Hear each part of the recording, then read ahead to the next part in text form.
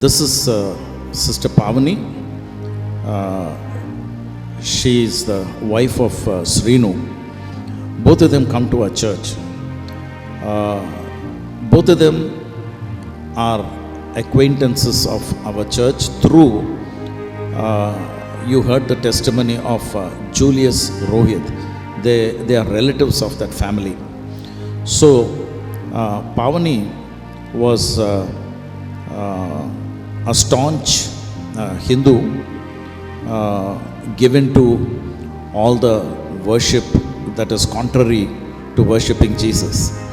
And when she was pregnant, her first child, the female first child, was inside, and because of the fact that she was involved, or she had an inkling towards Christ right from her childhood and her education, she prayed for a safe delivery for the child, and in fact the child was born safely. Subsequently, something happened to her husband, which she'll share with us. Pavani, శ్రీనుకి ఒంట్లో బాగోలేదని చెప్పారు doctor గారు. అది doctor గారు ఏం చెప్పారు? నువ్వు సమస్య గురించి విన్న తర్వాత నువ్వేం చేసావు? శ్రీనుకు రోజు ఫీవర్ వస్తూ ఉండేది, మోషన్స్ కూడా తగ్గట్లేదు ఏంటి అని హాస్పిటల్కి కంటిన్యూస్గా వెళ్తూ ఉండేవారు. రోజు మెడిసిన్ వాడేవారు కానీ తగ్గలేదు. డాక్టర్కి డౌట్ వచ్చి టెస్టులు చేశారు. చేసినప్పుడు HIV పాజిటివ్ అని చెప్పారు. చెప్పినప్పుడు ఏంటి ఇలా అయిందని చాలా టెన్షన్, కంగారు పడ్డాను. ఏం చేయాలో నాకైతే అర్థం కాలేదు అప్పుడు. మరప్పుడు ఆశగారితో చెప్పాను, ఇలా జరిగిందంటే ప్రార్థన చేద్దాం అమ్మా అన్నారు. మరి అలాగే సంఘము ఆశగారు ప్రార్థన చేశారు. మరి అలాంటి సమయంలోనే ఏంటి పరిస్థితి అని దేవుడిని అడిగినప్పుడు, మరి దేవుడైతే మరి ఎక్కువజామున 3 గంటలకి ప్రార్థన చేయమన్నట్టుగా నాకు అనిపించింది బైబిల్ చదివినప్పుడు. అప్పుడు నేను మరి 6 నెలలుగా ఎక్కువజామున 3 గంటలు లేచి నేను నా భర్త ప్రార్థన చేసేవారమండి. ఒకరోజు మరి పాస్టర్ గారు మా ఇంటికి వచ్చి, అమ్మా నువ్వు సాక్ష్యం చెప్పాలి అన్నారు. 6 నెలలు అయిపోయిన తర్వాత నేను ప్రతిరోజు కన్నీటితో ప్రార్థన చేసేదాన్ని. అప్పుడు నాకు ఇంకా కన్నీరు రాలేదు. ఏంటా అని ఆలోచిస్తున్నాను, ఎందుకు కన్నీరు రాలేదు, నేను ఇంత కఠినమైపోయినేంటి అనిపించింది. అలాంటి సమయంలో మరి పాస్టర్ గారు ఉదయాన్న మా ఇంటికి వచ్చారు. మార్నింగ్ వచ్చి, అమ్మా నువ్వు సాక్ష్యం చెప్పాలి అన్నప్పుడు ఏంటి ఇలా అంటున్నారు అనుకున్నాను, ఏం అర్థం కాలేదు.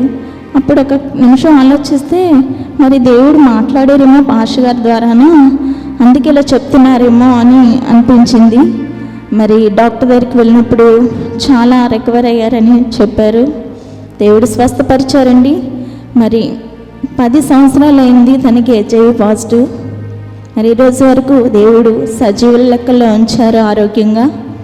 అందరిని బట్టి మరి దేవునికి వందనాలు. అది ఒక సేవకులు ప్రార్థన బట్టి కేవలం. మరి సేవకులు నన్ను పిలిచి, నీ భర్త నీ పిల్లలు పెద్దవాళ్ళైన వరకు ఉంటారు, దేవుడు నీకు చెప్పమన్నారు అని చెప్పారండి. నాకు బాగా గుర్తుంది. మరి ఆ మాట ఈరోజు నిజమే, నా పిల్లలు పెద్దవాళ్ళు అయిందాక మరి దేవుడు ఉంచారు. అందుని బట్టి మరి దేవునికి వందనాలు. ఈ సంఘానికి మరి నేను ఎంతో కృతజ్ఞత కలిగి ఉండాలి. తెల్లవారుజామున లేచి ప్రార్థన చేసేదానివి, దేవుడు జవాబిచ్చారు. చాలా సంతోషం. అయితే ఆదాయం మీ ఆయనకి చిన్న ఉద్యోగం ఉంది. ఆ ఉద్యోగంలో 10,000 15,000 మధ్యలో వస్తుంది. అది సరిపోవటం లేదు. పిల్లలు చదువుకు కూడా సరిపోవటం లేదు. మీరు ఉండటానికి సరిపోవటం లేదు. కనుక ఏదన్నా చేస్తే బాగుంటుందని నాకు జ్ఞాపకం. నువ్వు ఏదో టైలర్గా అన్న షాప్ ఓపెన్ చేసుకుందాం అనుకున్నావు. అక్కడ మోసం జరిగింది, డబ్బులంతా పోయాయి. మరి ఆ టైంలో ఆదాయం కొరకు నువ్వు ప్రయత్నం చేసావా, లేకపోతే ఏం జరిగింది? మరి డబ్బులు ఇంట్లో సరిపోవట్లేదు, మా ఆయనగారు తెచ్చిందనేసి నేను ఏదైనా చేద్దామని టైలరింగ్ చేసేదాన్ని. ఫస్ట్ నేను కరోనా టైంలో ఒక ఇన్స్టిట్యూట్కి వెళ్ళానండి. అక్కడ జాబ్ కావాలని నన్ను చూసి చేస్తావా అని అడిగారు. కానీ చేస్తానని చెప్పాను. నేను ఏమీ రాకపోయినా వచ్చని చెప్పాను. కానీ అక్కడ శాలరీ ఫర్ మంత్ 5,000 అండి. రోజుకి 10 గంటలు కష్టపడేదాన్ని. రోజుకి 170 రూపీస్ అండి శాలరీ. కానీ దేవుడు, నేను ఒకటే అడిగేదాన్ని, మరి నా దైవజనులు ఎప్పుడు కూడా ఏ చిన్న జాబ్ ఉన్నా నా బిడ్డలకి ఫస్ట్ ఇవ్వాలని, అది నేను ఎత్తుపెట్టి ప్రార్థన చేసేదాన్ని. ప్రార్థనలో మరి సంఘంలో సేవకులను ఒకటి చెప్పడం గుర్తు, ఒకసారి చిన్నదాన్ని దేవుడు ఆశీర్వదిస్తారమ్మా అని చెప్పారు. అది కూడా నేను దేవుడి దగ్గర అడిగేదాన్ని. మరి ఆ 5,000 రూపీస్ నాకు ఎంతగా ఉపయోగపడేదంటే, నెల వచ్చేసరికి అది సరిపోవట్లేదని ఇంకా ఎక్కువ వర్క్ చేసేదాన్ని. టార్గెట్ పెంచితే మరి శాలరీ కూడా పెరిగేది. ఆ రోజుకి 170 రూపాయలు రావడం కోసము రోజుకి నేను 400 పార్ట్స్ కుట్టేదాన్ని. నాకు ఇంకా శాలరీ ఎక్కువ కావాలని రోజుకి 900 పార్ట్స్ కుట్టేదాన్ని. అప్పుడు నాకు 8,000 అలా శాలరీ వచ్చేది. అయినా సరిపోవటం లేదు నాకు.